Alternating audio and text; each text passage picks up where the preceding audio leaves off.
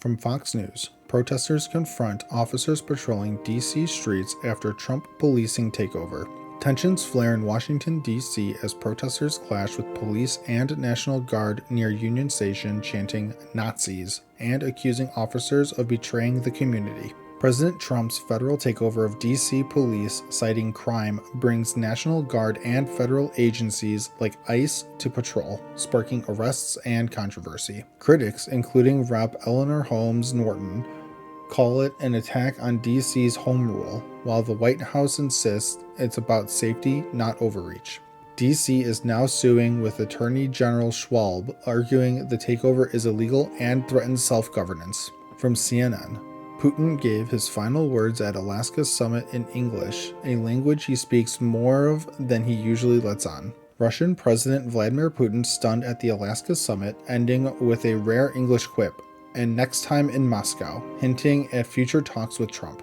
Known for using translators, the former KGB officer is fluent in English and German, often catching nuances before translations, says the Kremlin. From singing Blueberry Hill to chatting in German, Putin's language skills shine outside formal talks, though he dodged tough press questions.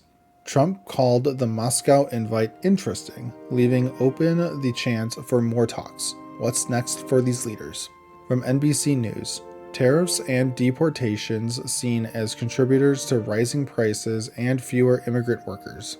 Trump's mass deportations and tariffs are blamed for a 38.9% jump in wholesale vegetable prices, the highest since 2022, says the Bureau of Labor Statistics.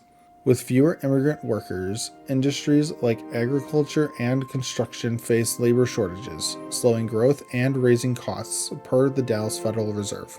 Food industry leaders warn of pricier restaurant and grocery bills, especially as harvests suffer from deportations and natural disasters. While Trump adjusts deportation plans, critics argue the economic fallout is already hitting hard. Will relief come soon? From the Washington Post, D.C. police chief retains position, but perhaps not as much power.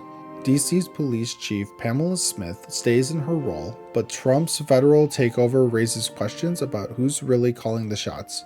Attorney General Pam Bondi's order to give DEA's Terry Cole chief powers sparked a lawsuit, with D.C. arguing it threatens public safety. Federal agents and National Guard flood D.C. with 189 arrests, many for immigration, despite local policies against ICE cooperation. Mayor Bowser celebrates keeping local control, but legal battles loom over Trump's push for federal priorities, like immigration enforcement. From Newsweek, Donald Trump's approval rating suddenly shifts with Gen Z.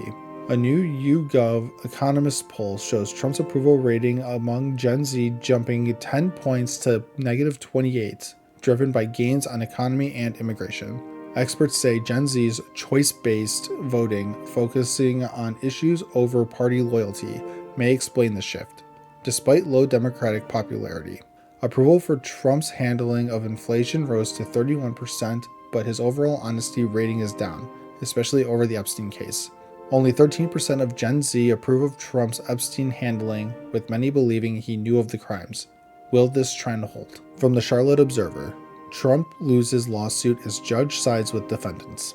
A federal judge dismissed Trump's copyright lawsuit against Bob Woodward and Simon & Schuster over the Trump Tapes audiobook. Judge Paul Gardef ruled Trump's claim of co-authorship lacks credibility, citing the Supreme Court that authorship belongs to the creator.